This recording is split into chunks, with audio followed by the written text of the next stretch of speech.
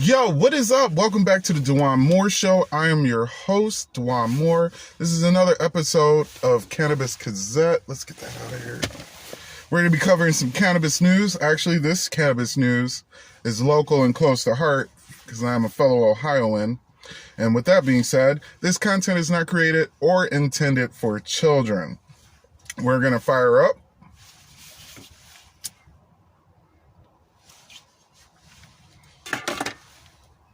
And get right into this news story.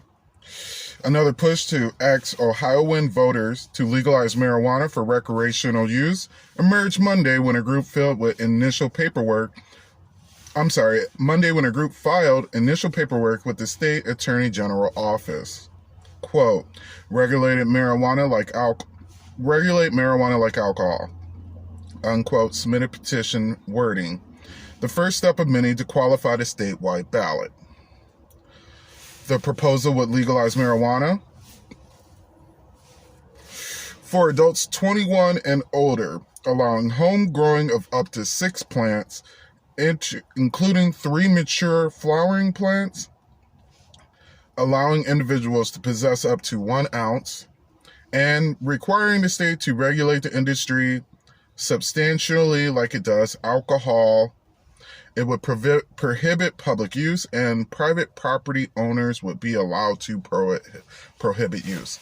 Now, I want to stop right there in the story because I thought this was America, and if you want to regulate it like it's alcohol, how can well, I guess if it's combustible, I can see it, because I wouldn't want somebody smoking pot in my rental property either, because it does stain the walls after so much time.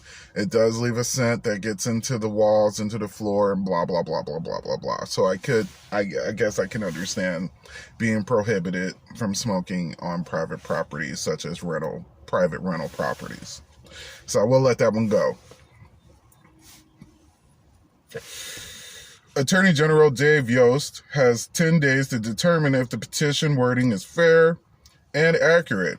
If Yost clears it, the matter goes to the Ohio ballot board for ruling on whether it covers a single issue. If the group clears those 2 hurdles, then it faces the enormous and costly task of collecting 442,958 valid voter signatures from at least 44 of the 88 counties by July 1st to qualify for the November 2020 ballot. Ohio voters last weighed in on legalizing marijuana in November of 2015, when they rejected a constitutional amendment that would have designated 10 investor-owned growing areas. State Issue 3, the responsible Ohio plan, was defeated in a stunning landslide of 65% to 35% on November 3rd of 2015. It was opposed by businesses, health civics, and political leaders, as well as pro-pot advocates. Ohio lawmakers crafted a legalized medical marijuana law in 2016, and the first dispensary opened on January 2019. 3 other groups are attempting to collect signatures to qualify for November 2020 ballots, and I'm going to call this the good, the bad, and the ugly. The first is secure and fair election. A proposed constitutional amendment to allow the same-day voter registration and voting, automatic voter registration, and 28 days of early voting. That was good. This is the bad. Raise the wage. Ohio is a proposed constitutional amendment to increase the state minimum wage to $13 an hour by 2025. And I think that's the bad, because Ohioans are struggling and need a lot more. Either they need the 13 right now, not in 2025. They need it now. Everybody's struggling. It's already been proven statistically that minimum wage can't support you. You can't even get a 1-bedroom apartment anywhere in the USA on what you make a minimum wage. And everybody can't be a manager. And this is the ugly. Ohioans for legislative term limits seek to change the 1992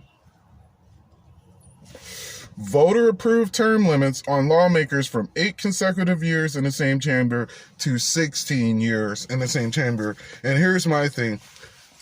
This is the problem. This is the problem with Congress. This is the problem with Senate. This is the problem with the House. This is the problem with all of that. And I'm going to tell you what the problem is. Term limits. Especially ones where if you're elected to that position, you're there till you die or you feel like leaving. Really?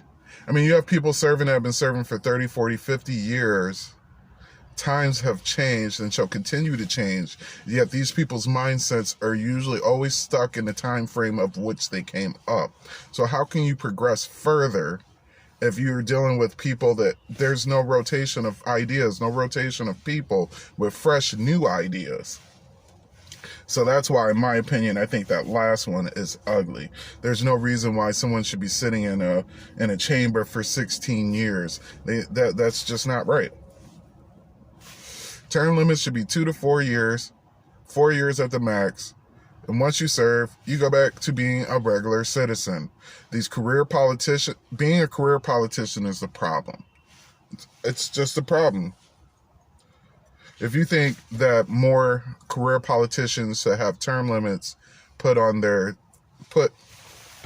excuse me, and I just want to make sure I word this correctly, but leave in the comment section below if you believe that government officials such as judges, people from the House, the Senate, if they should have more stringent,